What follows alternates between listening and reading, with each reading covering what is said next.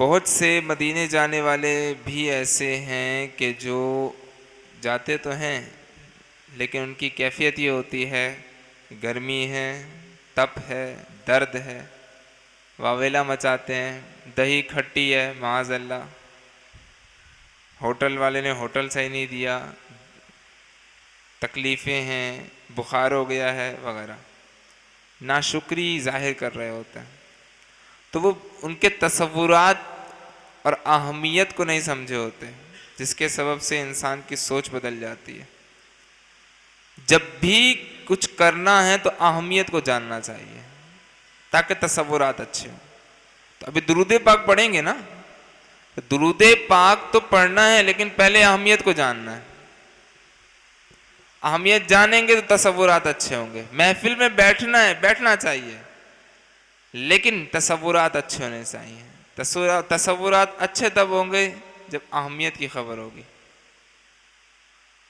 اہمیت کس چیز کی؟ علم کی.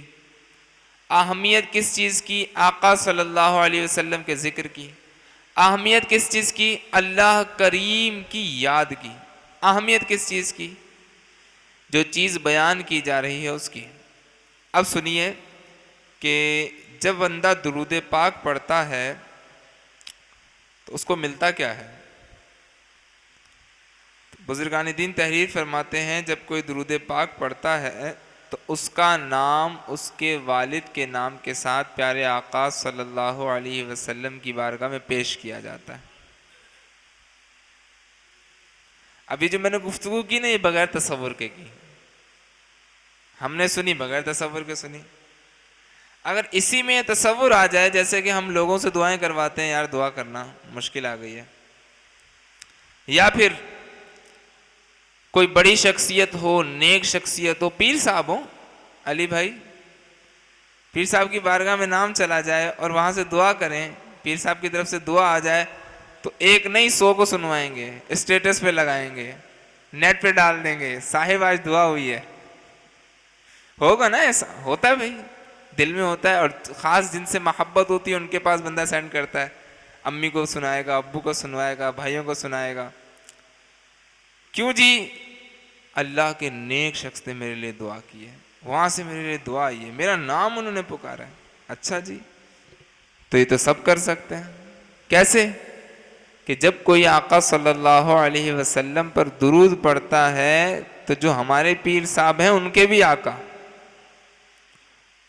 ان کی بارگاہ میں نام پیش کیا جاتا ہے اور وہ اس بندے کو بہترین جواب عطا فرماتے ہیں، اسے دعا عطا فرماتے ہیں. اور کیا چاہیے؟ اگر کسی کا واقعی یہ تصور ہو جائے تو موج نہیں ہو جائے گی. کبھی دل کرے یار فلاں کو میں دعا کا کہنا چاہیے، تو اس کو دعا کا کہنے کے بجائے آنکھیں بند کی، تصور میں بارگاہ رسالت میں حاضر ہوا، الصلاۃ والسلام علیک یا رسول اللہ، موج ہو گئی. تو جب بھی کوئی کام کرے نا، آپ کو پتہ ہے واٹس دا مین آف ہیپنوٹائز، ٹیلی پیتھی، یہ جو اس طرح کے کام کر رہے ہیں یوگا وغیرہ، اس کے اگر پیچھے جائیں گے نا تو اصل ہے کانسنٹریشن، توجہ، فوکس. اس وقت دنیا میں سکون پانے کے لیے کورسز کروائے جا رہے ہیں بڑے بڑے، صحیح مال لے کر، حالانکہ مسلمانوں کے ایک ایک ادا کے اندر، بڑے بڑے کام نہیں، کلمہ، نماز، روزہ، زکوٰۃ، حج نہیں، صرف یہ نہیں، ایک ایک ادا کے اندر کنسنٹریشن چھپی ہوئی ہے. ایک بزرگ رحمت اللہ تعالی علیہ نے اپنی زوجہ کو کہا کہ ذرا کنگھی لیتے آنا یا شیشہ منگوایا، تو تھوڑی دیر کے لیے ٹھہر گئے. کنگھی منگوائی تو زوجہ نے پوچھا کہ آج شیشہ بھی لے آؤں؟ تو تھوڑی دیر کے لیے ٹھہرے اور کچھ دیر ٹھہرنے کے بعد جواب دیا لے آئیے. تو زوجہ نے پوچھا آخر یہ ٹھہرنا کیسا؟ تو کہا کہ میں سوچ رہا تھا، اپنی نیت بنا رہا تھا، اچھی نیت کر رہا تھا، اس کے بعد جب اچھی نیت بن گئی تو میں نے آپ کو کہا جی وہ بھی لے آئیے گا. یہ کانسنٹریشن نہیں ہے تو اور کیا ہے؟ انٹینشنز کے پیچھے اگر ہم جائیں نا، جو تصورات ہیں، نیتوں کے پیچھے جو تصور ہے، نیتوں کی طاقت کے پیچھے جو تصور ہے اگر وہ ہمیں سمجھ میں آئے تو ہم ہر وقت سکون میں رہیں. مسئلہ یہ ہے کہ ہم توجہ نہیں کرتے اور ہماری توجہ جو ہے نا وہ ساری اس کے پاس ہے. کیا کریں؟ بیٹھیں تو امتی کا بیٹھنا کیسا ہونا چاہیے؟ پیارے آقا صلی اللہ علیہ وسلم کی ادا کے مطابق. تو جب وہ اس تصور کے ساتھ بیٹھے گا کہ یہ ادائے مصطفیٰ ہے تو کیا توجہ نصیب نہیں ہوگی؟ سکون نہیں ملے گا؟ بے شک ملے گا. تو جب بھی کوئی کام کریں نمبر 1 اہمیت کو سمجھیں، نمبر 2 اچھا تصور ساتھ رکھیں، سکون میں آ جائیں گے. یہاں تک کہ ایک کام ہے جو انسان روزانہ 25,000 بار کرتا ہے. کتنی بار؟ 25,000 بار. ہم میں سے سب کرتے ہیں 25,000 بار. حافظ صاحب بھی کرتے ہیں 25,000 مرتبہ. سانس لینا 25,000 مرتبہ، نکالنے کو داخل کریں گے تو 50,000 ہو جائے گا. کاربن ڈائی آکسائڈ ساتھ لے کر آنے پر کلام کریں گے تو 75,000، اور اگر ساتھ میں آکسیجن لے کر جانے کی بات کریں گے تو 1,00,000 ہو جائے گا. 1,00,000 وہ کام کہ جس کی طرف ہماری خبر نہیں، توجہ نہیں، وہ ہو رہے ہیں. اور اگر انسان صرف اس 1,00,000 پر تھوڑی دیر کے لیے توجہ کر لینا تو سکون کی وہ دولت نصیب ہو جو مال کے اندر نصیب نہیں ہوتی، جو جمال میں نصیب نہیں ہوتی، جو انسان کو مال لٹانے میں نصیب نہیں ہوتی. بیٹھے ہیں یہاں پر، اس تصور سے کوئی یہ سانس لے کہ میری رب کی نعمت ہے، اگر یہ نہ جائے تو میں گیا، مر جاؤں گا. نہ میرا مال کام آئے گا، نہ ٹیبلٹ کام آئے گا، نہ کھانے والی ٹیبلٹس کام آئیں گی، نہ کھانے کام آئیں گے، نہ موبائل کام آئے گا، کچھ کام نہیں آئے گا. سب دھرا کا دھرا، پڑا کا پڑا رہ جائے گا. یہ سانس جائے واپس نہ آئے تو میں برباد ہوں.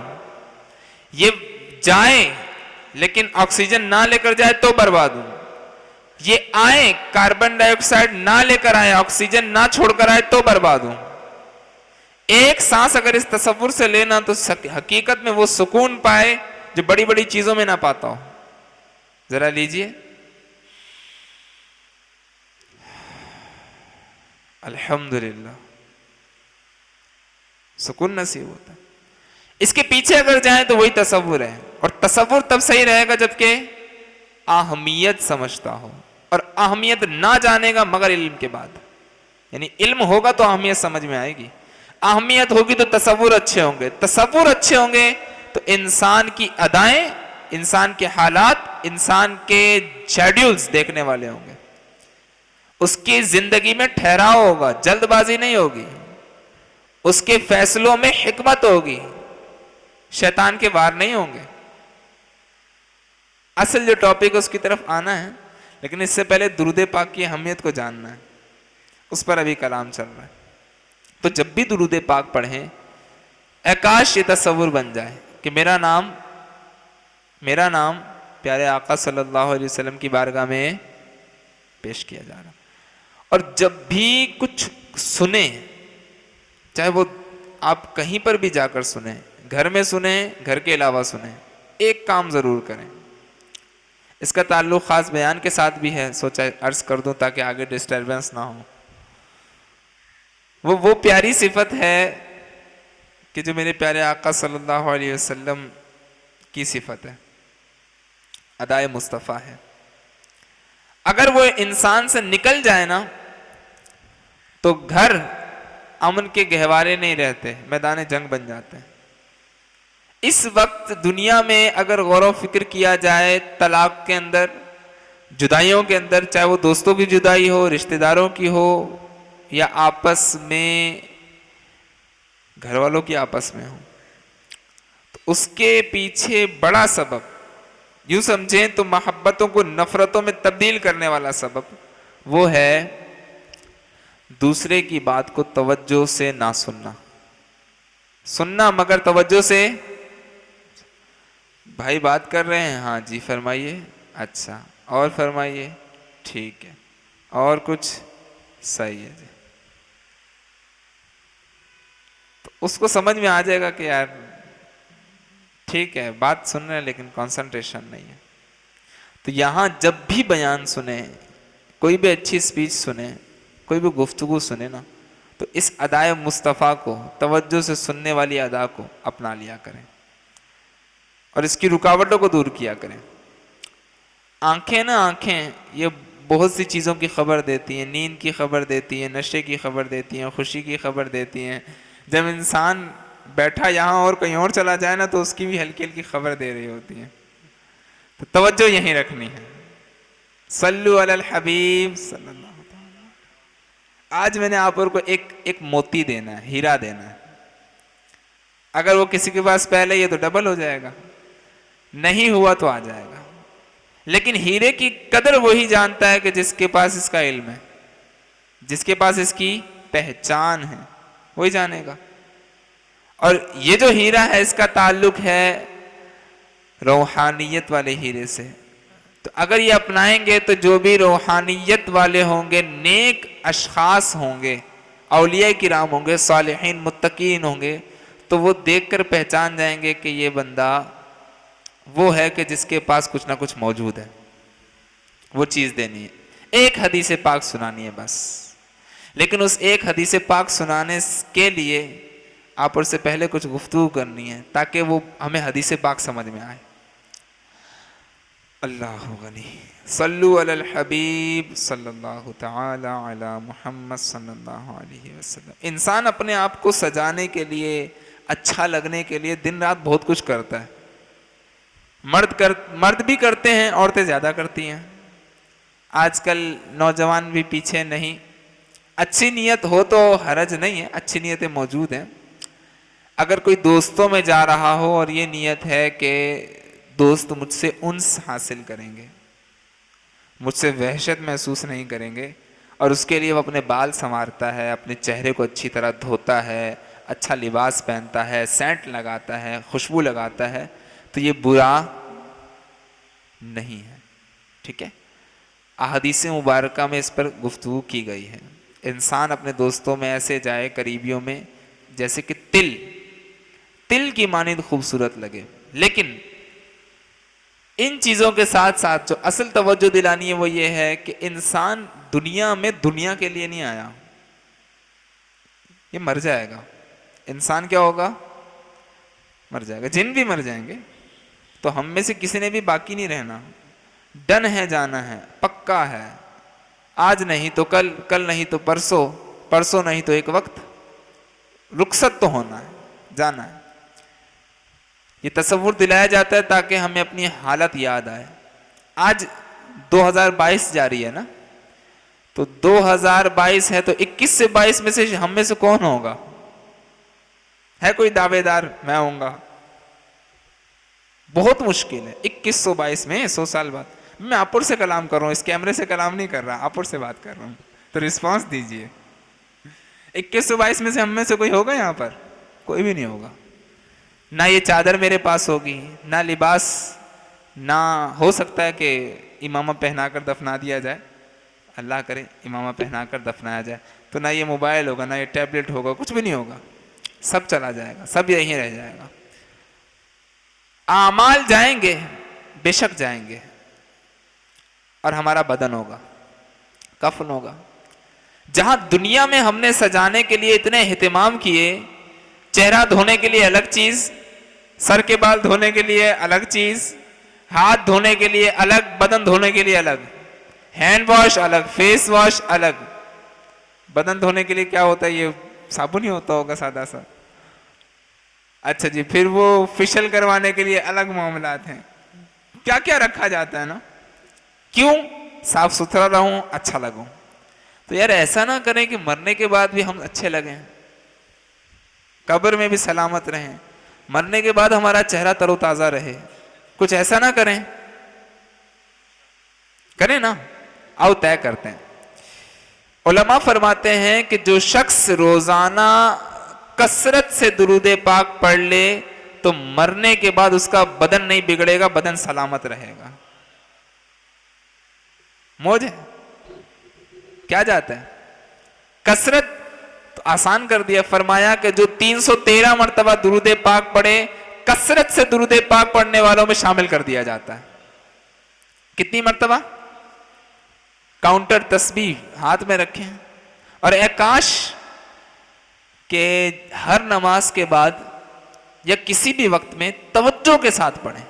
ایک ہے چلتے پھرتے پڑھنا، ٹھیک ہے چلتے پھرتے بھی پڑھ لیا، لیکن نماز کے بعد جیسے بیٹھے ہیں تو آنکھیں بند کیا، بارگاہ رسالت کا تصور باندھا اور آنکھیں بند کر کے اب درود پڑھ رہے ہیں، الصلاۃ والسلام علیک یا رسول اللہ، فرشتہ ہمارا درود لے کے جا رہا ہے، یا رسول اللہ آپ پر درود آیا ہے، پھر الصلاۃ والسلام علیک، جو بھی سیکھے ہیں درود پاک پڑھیں، چین نصیب ہوگا، سکون ملے گا انشاءاللہ الکریم۔ جو ہم میں سے کرتے ہیں ان کو پتا ہوگا، اور مجھے لگتا نہیں ہے کہ ہم میں سے کوئی بھی ایسا ہو کہ جو درود نہ پڑھتا ہو، الحمدللہ درود والے ہیں، صلو علی الحبیب صلی اللہ علیہ وسلم۔ تو جو 313 مرتبہ پڑھتے ہیں ان کو مبارک ہو، جو نہیں پڑھتے ان کو پڑھنا چاہیے۔ مرنے کے بعد چہرہ تر و تازہ رہے، دیکھیں گے مرنے کے بعد چہرے کیسے تر و تازہ رہتے ہیں، انشاءاللہ الکریم ابھی کچھ دیر کے بعد آپ کو دکھاتا ہوں۔ صلو علی الحبیب صلی اللہ تعالی علی محمد صلی اللہ علیہ وسلم۔ آج جو ہیرا، جس ہیرے پر بات ہے، جو ڈیلیور کرنا ہے، اس کا تعلق اس چیز کے ساتھ ہے کہ انسان کی حقیقت اس صفت میں چھپی ہوئی ہو تو عجب نہیں ہے۔ علماء فرماتے ہیں کہ اگر وہ صفت انسان کے اندر پائی جائے تو یہ ڈن ہے، یہ فیصلہ ہو چکا کہ ایسے شخص کو اللہ کریم لمبی عمر عطا فرمائے گا۔ یہ میں نہیں کہہ رہا، آج نہیں بلکہ آج سے تقریباً 1000 سال پہلے حجت الاسلام حضرت سیدنا امام محمد بن محمد غزالی علیہ رحمت اللہ الوالی نے اپنی مایا ناز تصنیف احیاء العلوم میں یہ بات تحریر فرمائی۔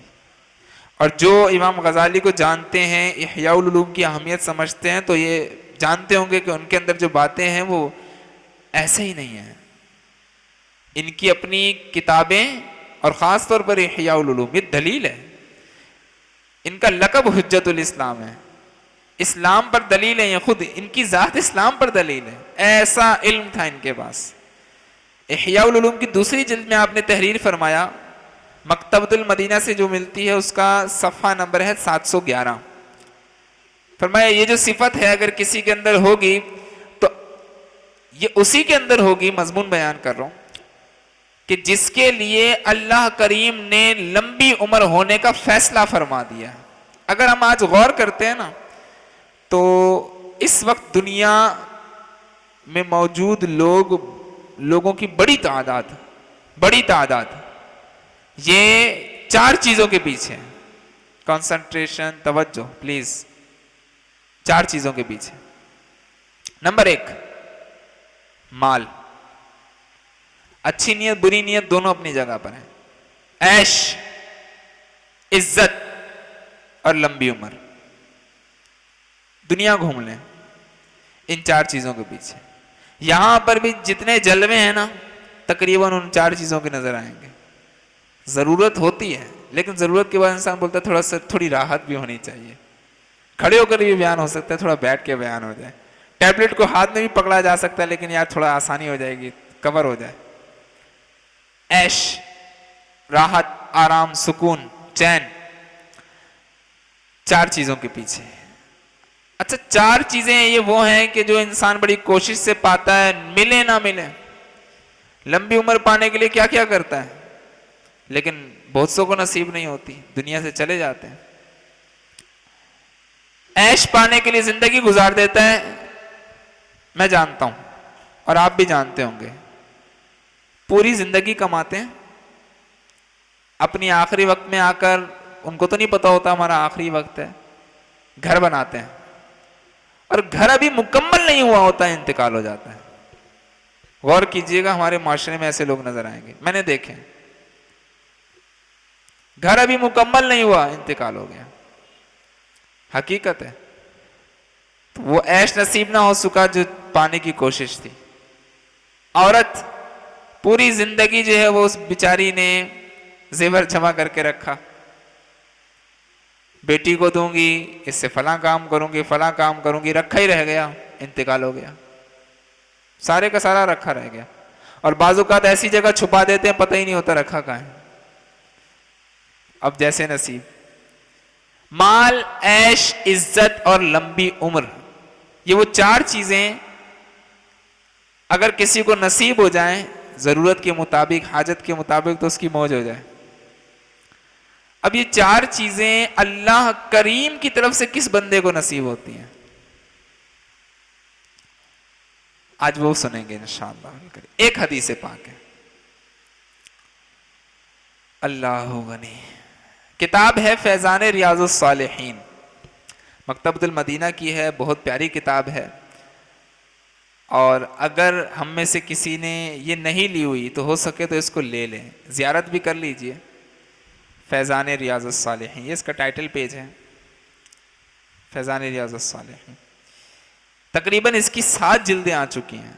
حدیث ہے, حدیث کے تحت شرح ہے, اور مزیدار شرح, بے مثال شرح. ایک نہیں, ایک بزرگ, 2 بزرگ, 3 بزرگ,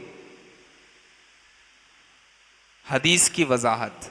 جیسے ابھی ہم ایک حدیث پاک سنیں گے اور اس کے تحت پھر جو خوشخبریاں سنائی ہیں اس کو سنیں گے تو پتہ چلے گا کہ اس حدیث پاک کی شرح کی کیا اہمیت ہوتی ہے.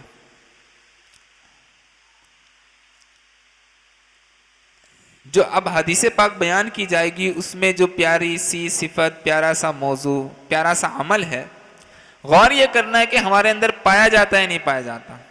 انسان اگر اپنی بدبختی اور خوشبختی کی پہچان کرنا چاہے نا, بدبختی کی اور خوشبختی کی پہچان کرنا چاہے, تو اسے چاہیے کہ وہ اپنے دل کے کھچاؤ پر نظر رکھے.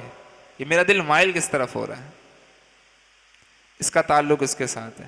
وہ الگ بات ہے کہ جو حدیث پاک میں آیا, اللہ غنی, ہو سکتا ہے آپ نے بھی وہ حدیث پاک سنی ہو کہ ایک طویل حدیث میں یہ بات ذکر کی گئی.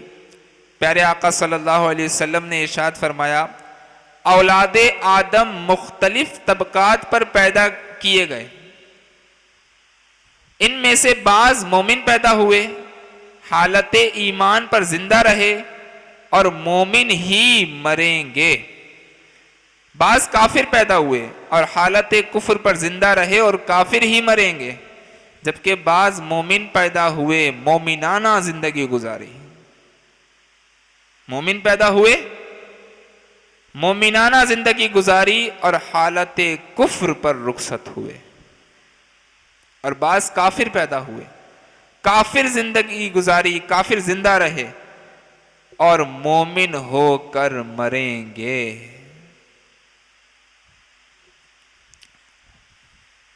مالک عافیت عطا فرمائے. تو وہ کیا علامات ہیں کہ جس کے سبب سے انسان کفر کی طرف چلا جاتا ہے؟ چیک کرنی ہے نہیں کرنی؟ شوگر کی علامات چیک کرتے نہیں کرتے؟ ابھی 2 سال پہلے 1.5 سال پہلے جو حالت بگڑ رہی تھی, چلو بھائی چیک کرو, اس کو وہ تو نہیں ہے, وہ کرو نا, چیک کرو, اس میں سمٹمز پائے جا رہے نہیں پائے جا رہے, علامتیں پائی جا رہی نہیں پائی جا رہی, پائی جا رہی ہیں, صاحب دور, استعلام کریں, بس سلام مت کریے گا, دور سے استعلام کیجئے. استعلام سمجھتے ہیں؟ جنہوں نے عمرہ کیا ہوگا سمجھتے ہوں گے, دور سے السلام علیکم, وعلیکم السلام. چیک کر لیجئے گا کہ ہمارے اندر علامت تو نہیں پائی جا رہی کہ کہیں جس کے سبب سے بندہ کفر کی طرف چلا جائے. تو سنیے وہ علامات کیا ہیں تاکہ وہ حدیث پاک ہمیں اور اچھے انداز سے سمجھ میں آئے. حدیث پاک انشاءاللہ آخری وقت میں بیان ہوگی تاکہ جو بھی چیزیں ہیں وہ اینڈ بنا کے سمجھ میں آ جائے. انسان کہ وہ کام کہ جس کے سبب سے بزرگان دین فرماتے ہیں کہ خوف ہے کہ کہیں اس سے اس کا ایمان نہ لے لیا جائے, وہ سن لیجئے. نمبر 1 اور سب سے بڑا سبب امام اعظم رحمت اللہ علیہ نے فرمایا, وہ ہے انسان کا ظلم کرنا. کیا کرنا؟ ظلم کرنا. اچھا, ظلم کرنا یہ نہیں ہے کہ بندہ چاقو اپنے پاس رکھے, کسی کا پیٹ کاٹ دے، کسی کی آنکھ پھاڑ دے، صرف یہ ظلم نہیں ہے مسلمان کے ساتھ ایسا کیا اس نے، صرف یہ ظلم نہیں ہے.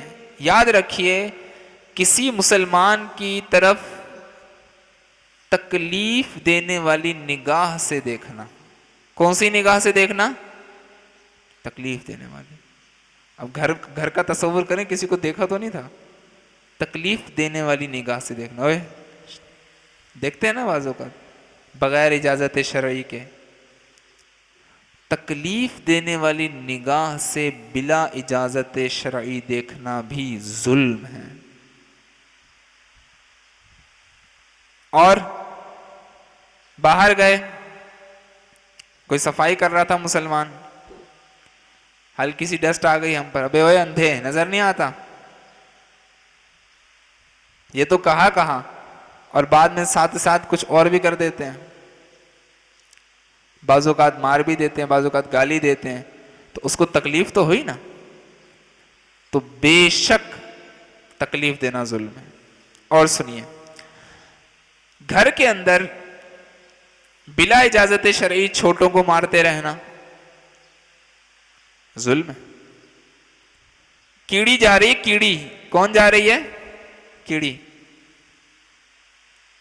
ظلم ہے، بلا اجازت مارا نا. امیر اہل سنت دامت برکاتہم العالیہ، کیسا رتبہ اللہ کریم نے عطا فرمایا. یہ ایسے رتبے نہیں مل جاتے. ان کی سوچ دیکھیں. ایک مرتبہ کیلے آپ کے پاس تھے، تو کیلا آپ اوپر لے کر آئے ہوں گے تو دیکھا اس کیلے کے اوپر کیڑی آ گئی، تو آپ اس کیڑی کو چھوڑنے جا رہے تھے تو کسی نے ویڈیو بنا لی اور پوچھا کہ آپ یہ کیا کرنے لگے؟ تو بتانے لگے کہ وہ کیلا لے کر آیا تھا نیچے سے، تو لگا کہ شاید وہ کیلا لے کر آیا تھا، کوئی چیز لایا تھا، اس پہ سے کیڑی آ گئی ہے، اور کیڑی اپنی جماعت کے ساتھ ہوتی ہے، مجھے لگا یہ وہاں سے آئی ہے، میں اس کو وہاں چھوڑنے جا رہا ہوں. اور یہ اتفاقاً ویڈیو بنی تھی، ایسا نہیں تھا کہ اسپیشل ویڈیو بنائی ہو کہ چلو جی اب کیمرہ لگے گا، کیمرہ مین آئیں گے، ویڈیو بنائیں گے. نہیں، تکلف کے بغیر، تصنع نہیں تھا، بناوٹ نہیں تھی.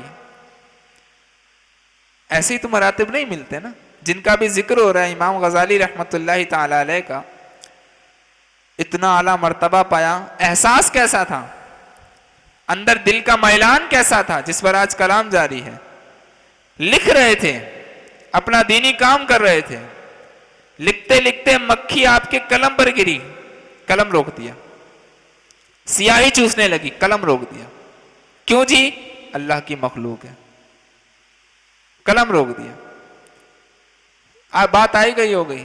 انتقال کے بعد کسی نے خواب میں دیکھ کر پوچھا ما فعل اللہ بک، اللہ نے آپ کے ساتھ کیا معاملہ کیا؟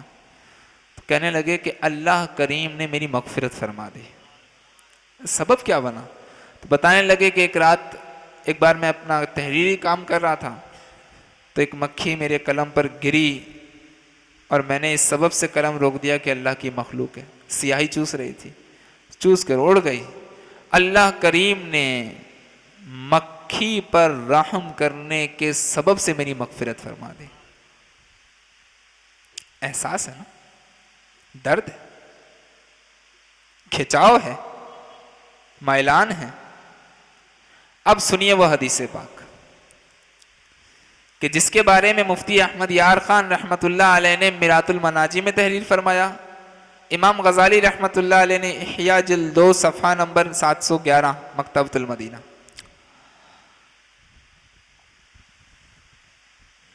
اب حدیث پاک سننی کیسے ہے پہلے یہ بھی سن لیں، اہتمام کرنا ہے نا. امام مالک رحمت اللہ تعالی علیہ سے جب کوئی مسئلہ پوچھتا نا تو آپ اسے راستے میں بھی بتا دیتے تھے، لیکن جب کوئی کہتا نا حدیث سننی ہے تو اسے راستے میں حدیث نہیں سناتے تھے، بلکہ حدیث سنانے کے لیے تخت بچھایا جاتا. آپ غسل فرماتے، اچھا لباس زیب تن فرماتے، چادر کو سر سے اوڑھتے، خوشبو سلگائی جاتی، خوشبو، اور تخت پر آ کر تشریف فرما ہوتے اور خشوع اور خضوع کے ساتھ پیارے آقا صلی اللہ علیہ وسلم کا فرمان سنایا کرتے تھے.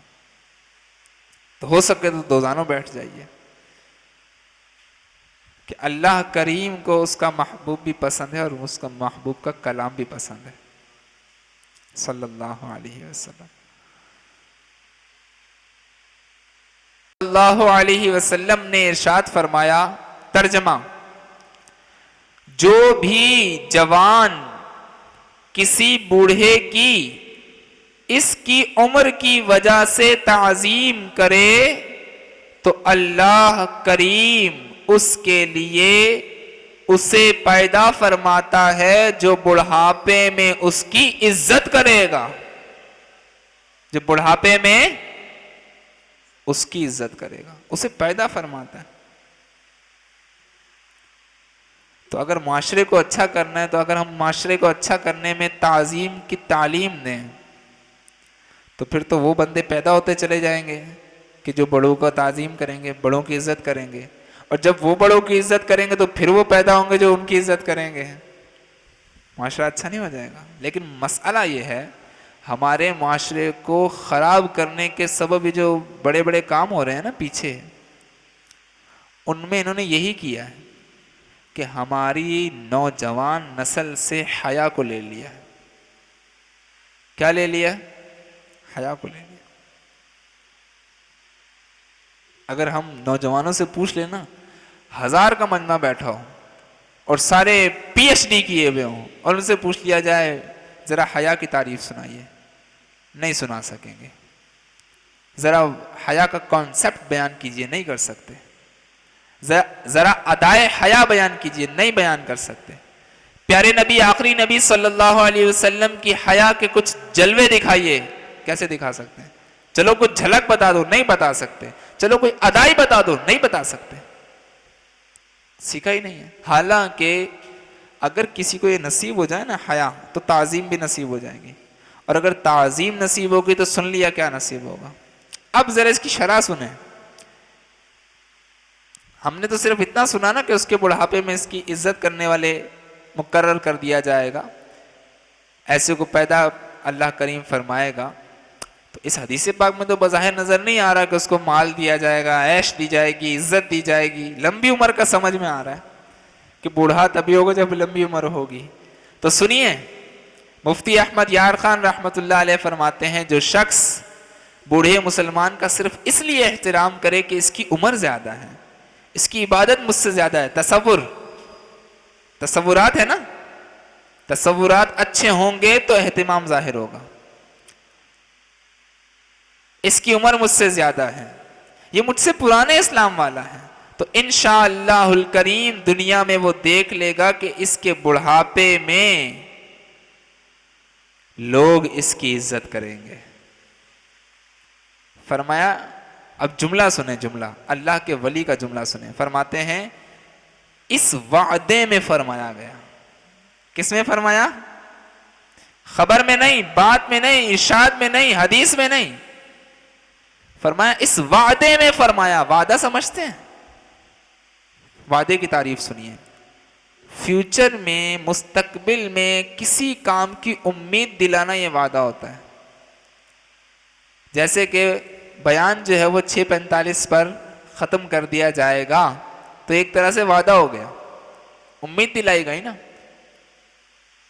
یار یہ اپنی بات کا پورا نہیں ہے، یہ اپنی باتوں پر پورا نہیں اترتا. اور یہ فرما وہ رہے ہیں جو اللہ کے ولی اور ان کے بارے میں فرما رہے ہیں کہ جو وعدہ خلافی سے منع فرماتے ہیں، جو وعدہ پورا کرنے کی تعلیم ارشاد فرماتے ہیں. اور وعدہ کیا فرمایا؟ اس وعدے میں فرمایا گیا کہ ایسا آدمی جس میں یہ صفت پائی جائے گی، جس کا میلان، جس کے دل کا کھچاؤ اس طرف ہوگا کہ اس نے بڑوں کی تعظیم کرنی ہے، بزرگوں کی تعظیم کرنی ہے، بڑوں کا ادب کرنا ہے. کیا ملے گا؟ ایسے آدمی کو لمبی عمر دی جائے گی، دراز عمر پائے گا، اور دنیا میں مال، عیش، عزت بھی اسے ملے گی. آخرت کا اجر اس کے علاوہ ہے، آخرت کا اجر اس کے علاوہ. یہ جو حدیث پاک ابھی سن رہے ہیں نا ہم لوگ، حدیث پاک کی وضاحت سن رہے ہیں، خدا کی قسم اگر یہ ہماری نسلوں کو سمجھ میں آ جائے نا، ہماری نوجوانوں کو سمجھ میں آ جائے تو گھر کے مسائل ہی ختم ہو جائیں، والدین کے جو شکوہ ہیں وہ فنا ہو جائیں۔ کل کی بات ہے، میرے سامنے ایک بوڑھے والد رو رہے تھے، وائٹ داڑھی تھی، بچے جوان ہو گئے، رو رہے تھے، کہتے ہیں یار اب آپ کچھ کرو یار، کچھ کرو، میں نے ان کے لیے اتنا کیا، پوری انہوں نے مجھے بتایا، میں نے ان کے لیے اتنی مشکلوں سے گھر بنایا، میں نے ان کے لیے فلاں آزمائشیں جھیلی، مجھ پر فلاں تکلیفیں آئی ہیں، لیکن یار ان کو احساس ہی نہیں ہے۔ تو احساس کیسے ملے گا؟ علماء کی صحبت پائیں، اچھی صحبت اختیار کریں، اور اپنے اندر ایک آگ لگائیں۔ یہ جو میں بھی آپ سے گفتگو کر رہا ہوں نا، یہ میں کچھ جیسے ڈائمنڈ کی بات تو کی، میں ہیرا دینے آیا ہوں، اصل میں آگ لگانے بھی آیا ہوں۔ وہ آگ وہ والی نہیں ہے جو جلا دے گی، وہ آگ کو بجھا دے گی انشاءاللہ کریں۔ اے عشق تیرے صدقے جلنے سے چھوٹے سستے، اے عشق تیرے صدقے جلنے سے چھوٹے سستے، جو آگ بجھا دے گی وہ آگ لگائی ہے۔ صلو علی الحبیب۔ اب لفظ تعظیم تو آیا، یہ تعظیم کسے کہتے ہیں؟ تعظیم کا پتہ کیسے چلے گا؟ ہمیں کیسے پتہ چلے کہ ہم تعظیم کرنے والے ہیں؟ 3 سوالات ہیں۔ کیا ہاتھ چوم لینا تعظیم ہے؟ کیا ہاتھ باندھ کے کھڑے ہو جانا تعظیم ہے؟ نگاہیں جھکا لینا تعظیم ہے؟ یا کچھ اور بھی تعظیم ہے؟ اصل کانسیپٹ کیا ہے تعظیم کا؟ تو بتا دوں، اپنی خواہش پر دوسرے کی رضا کو ترجیح دے دینا جبکہ وہ شریعت کے خلاف نہ ہو، یہ بڑا حصہ ہے تعظیم کا۔ امی کہہ رہی ہیں بیٹا نہ جا، جی چاہ رہا ہے چلا جاؤں، حالانکہ فرض واجب بھی نہیں ہے۔ امی کی رضا اس میں کہ آپ گھر ٹھہر جائیں، لیکن دوستوں کے ساتھ جانا ہے، تو اس لیے چھوڑ دیا کہ میری والدہ فرما رہی ہیں، مجھے بزرگوں کی تعظیم کرنی ہے، تو انشاءاللہ الکریم اسے یہ صلہ ملے گا۔ لیکن دل اس کا مائل ہوگا جس کو نصیب ہونا ہوگا۔ اس کے لیے بندہ دعا کرے، مولا مجھے توفیق عطا فرما، مالک توفیق عطا فرما، لا حول ولا قوت الا باللہ، لا حول ولا قوت الا باللہ۔ اس کا ترجمہ پڑھیں، اس کی وضاحت پڑھیں، پتہ چلے گا اس میں کیا ہے۔ لا حول ولا قوت الا باللہ۔ اچھا، اور بڑوں کی تو تعظیم کرنی ہے، جن کی داڑیاں سفید ہو گئی ہیں، ان سے تو رب حیا فرمائے، تو ہم حیا نہیں کریں گے، ان کے آگے زبان دراز کریں گے، ان کے سامنے بڑی باتیں کریں گے، ان کے آگے زبان بلند آواز کریں گے، بیان کے اندر نہیں، ویسے گفتگو کرتے ہوئے، ایسا تو نہیں ہوگا نا۔ اصل اگر انسان کو اپنی پہچان کرنی ہو تو یہ جملہ لیتے جائیں، بلکہ اپنی کیا دوسروں کی بھی کرنی ہو تو ہو جائے گی۔ انسان کی پہچان اس کی ترجیح میں چھپی ہوئی ہے، پریورٹیز۔ کس چیز کو ترجیح دیتا ہے؟ وقت پر بیان ختم کرنے کو ترجیح دیتا ہے یا لمبی کرنے کو ترجیح دیتا ہے؟ اللہ کرے دل میں اتر جائے کہی بات اور ہم بڑوں کی تعظیم کریں۔ تعظیم کرنی کیسی ہے؟ اگر بھائی فرمائیں گے تو انشاءاللہ کسی اور وقت میں حاضر ہو کر اس پر بھی گفتگو ہو جائے گی۔ وقت ختم ہو چکا۔ آمین بجاہ النبی الامین صلی اللہ علیہ وسلم۔